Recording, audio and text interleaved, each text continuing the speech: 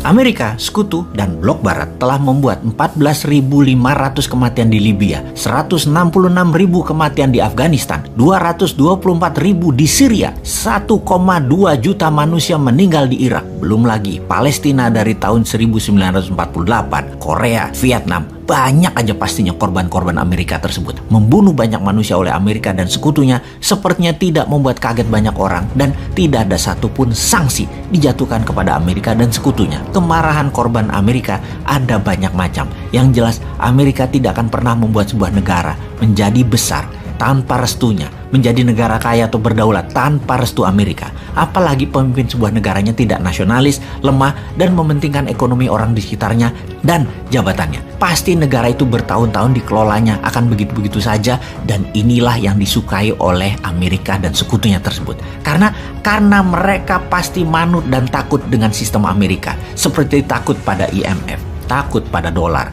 takut membangun tanpa hutang dolar, membangun harus hutang dolar. Begitu deh kira-kira kelakuannya. Sesungguhnya Rusia mengambil Ukraina bisa dilihat sebagai perang saudara di Rusia ketimbang perang yang membuat perang dunia ketiga. Ada sih perang dunia, namun bukan perang militer, tapi efek ekonomi yang memburuk akibat perang Ukraina yang berkepanjangan. Seperti harga-harga naik. Itulah perang yang akan dirasakan seluruh penduduk dunia. Indonesia inflasinya akan mengerikan kalau tidak ada kebijakan yang jenius dari pemerintah old mind ini. Wakanda ini sudah uang beredarnya rendah, inflasinya akan tinggi, produk turun drastis, perlu import barang, dan barang beli barang impor tersebut nilai harganya naik, harga barang-barang antar negara naik, harga transportasi naik, inflasi Indonesia pasti naik tinggi, dan rupiah terhadap dolar akan tembus 16.000. Melemah rupiahnya, mudah-mudahan tidak ke 18.000. Harga bensin pasti lepas subsidi karena APBN nggak kuat, karena nggak bisa lagi ngutang atau nggak ada lagi yang kasih pinjaman kecuali dengan bunga pinjaman yang super tinggi yang akan mengganggu APBN. Dan tentunya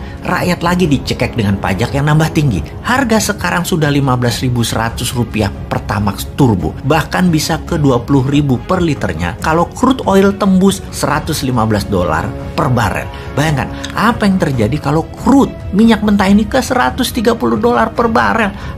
Biar harga-harga di Indonesia itu, dan semua ini akan terjadi di tahun 2022 ini. Bahkan di APBN anggarannya itu diprediksi nilai per barelnya minyak cuma 63, sekarang 115. Mati kita udah 2 kali lipat, alias uang kita tuh cuma cukup beli untuk setengah tahun, atau kita cari utangan lagi. Berat ini APBN. Kembali ke pertanyaan awal, bahwa Amerika telah membantai, membunuh, mengendalikan banyak negara, membangun mesin perang, membuang lebih 5 triliun dolar untuk membunuh 3 juta umat manusia secara langsung, dan memiskinkan 3 miliar manusia efek perang demi kekuasaan Amerika yang menggunakan cara premanisme dan anti-humanitarian itu. Dunia sebenarnya sudah gerah dengan Amerika, dan untungnya Amerika sekarang presidennya terlemah dalam sejarah Amerika. Inilah yang membuat new mind getem-getem, mau nyalip di tikungan, karena old mind saat ini ngurusi harga-harga naik aja bingung, ngurusi BPJS aja bingung, ngurusi minyak goreng apalagi udah bingung semua orang. Jangankan mau perang lawan Amerika atau Tiongkok, perang melawan kemiskinan aja nggak pernah menang kok Indonesia itu.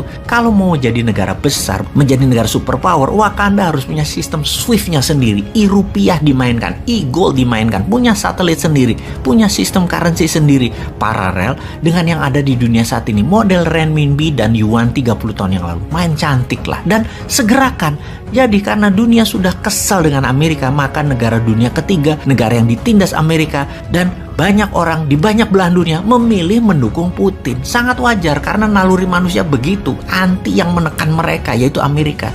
Habis bagaimana ya? Media semua satu suara, hanya dukung kebenaran Barat dan kebenaran sekutu. Jadi ketika Amerika serang Irak, bantai rakyat Libya, bantai Suriah dan lain sebagainya, dunia harus setuju dan harus diam. Sekarang Putin melawan NATO, melawan Amerika, dan banyak rakyat keplok-keplok dukung Rusia jadinya. Kita Indonesia harus bagaimana? Mulailah membangun kekuatan sendiri. Sudah puluhan kali disarankan, mulai dari yang sopan sampai super nyinyir, tetap aja kerjanya proyek. Ayo bos, kita mulai yang bener bernegaranya. Sudah genting saat ini. Ayo bangun 50 kawasan ekonomi khusus dan tingkatkan produksinya. Jangan hanya mikirin IKN yang lebih bersifat administrasi doang kotanya. Ura.